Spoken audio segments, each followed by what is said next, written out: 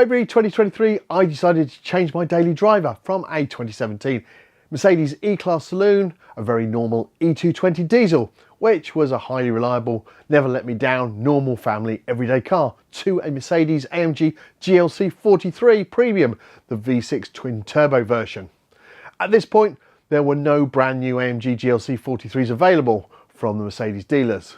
I'd contacted a few, and I've been informed that the model was in the process of being updated and a new model will be out soon. And even if the new shape one was available, I did actually want the V6 petrol and not the new one, which was a hybrid, or the V8. Because at that time, I already had an AMG GTS, which had the V8 twin turbo. And I felt my day-to-day car did not also need to be another V8.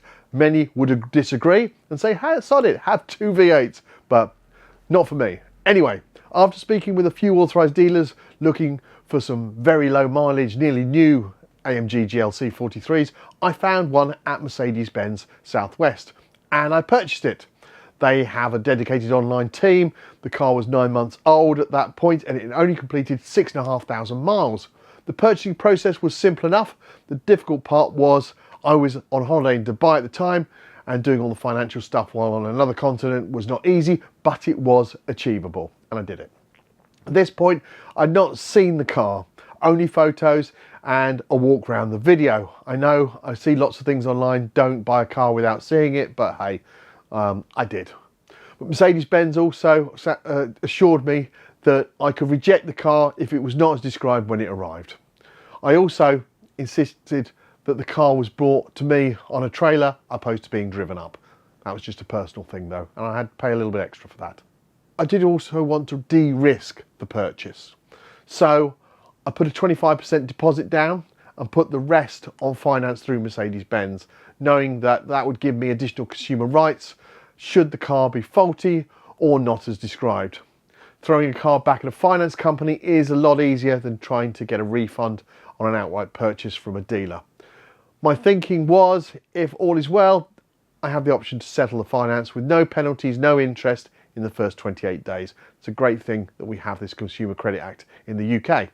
As mentioned, the car had covered only 6,500 miles, and when it arrived, it absolutely had no issues and was perfect in every way. Though, within a couple of days, I thought, well, I'm not quite sure of the actual finishing look of the car. It didn't look quite as I wanted. So I decided to have most of the silver chrome parts wrapped, with the exception of the side steps. The front silver trim was wrapped in black. The rear silver trim was wrapped in black. The chrome around the windows were all wrapped in black. And so were the roof bars. This was done by a professional car wrap company. It cost a couple of £100, but it looked great and it still looks great now, 2 years later. Additionally, I ordered some clip-on carbon look wing mirrors covers that personally I really do like the look that they give the car. I also added some matching carbon look fins on the front under the front bumper for no apparent reason apart from I like the look of it. And to finish everything off, I added a rear boot protection strip thing that goes in where the access to the boot is to help stop or prevent the boot lid from being scratched. I got that from a place in Germany. All these add-on items are stuck on with 3M tape, and 2 years later they are still all stuck on fine. All these carbon effect parts were purchased on eBay and they do the job and have lasted well.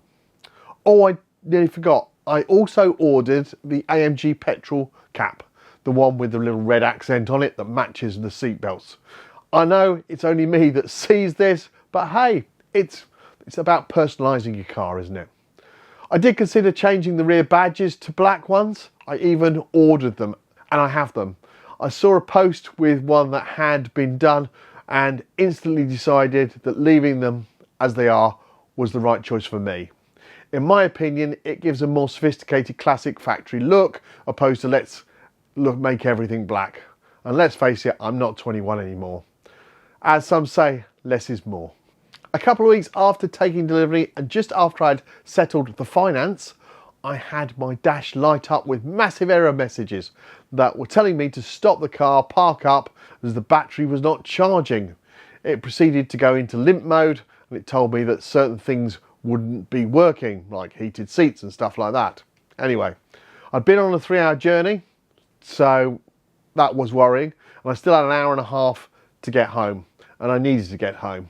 I called my local Mercedes garage in Shrewsbury and spoke with my contact Mike, who is one of the service managers there, who said to me to pop in on my way past and then have a quick glance at the car and see if they could diagnose the issue there and then.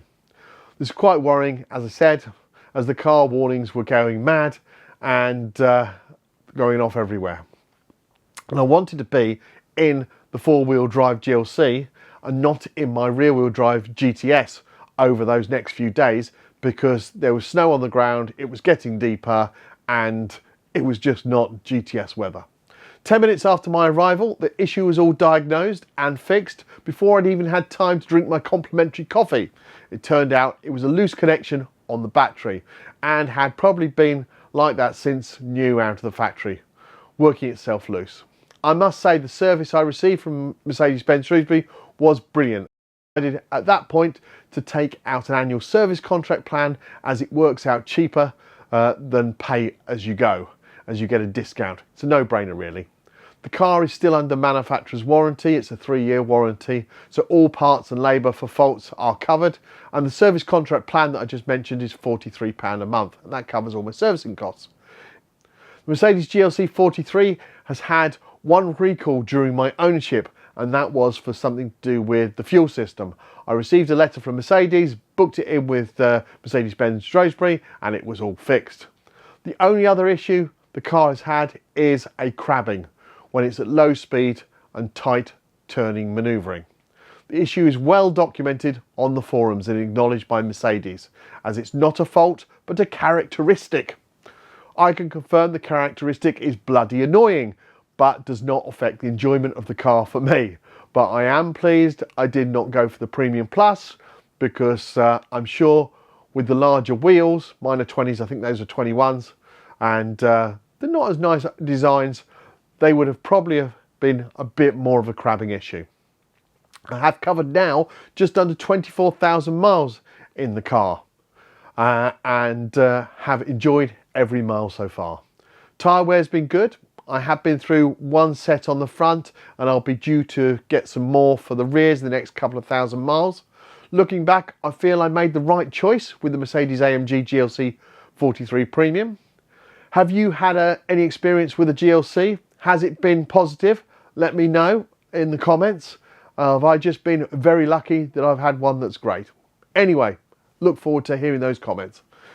As you've reached this far, I would like to ask you a favour. If you could hit that subscribe button, like the video, share to some like-minded friends, it would be really appreciated. Small channels like this one really need the help they can get to grow and to get some views. I love making these videos. I know they're all a bit random at times, but thank you for watching.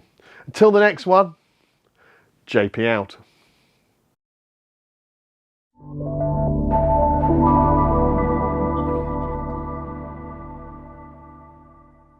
I might have another video coming very soon. I've been looking at getting a new car, a weekend car, to replace the AMG GTS that I had sold recently, as I really want to do another European tour, this time going into a different direction, across Spain, Portugal and back round. If I do this, I'll film the whole trip and put it on here, so hopefully I will be doing a deal very soon to get a new weekend car. But hey, we never know.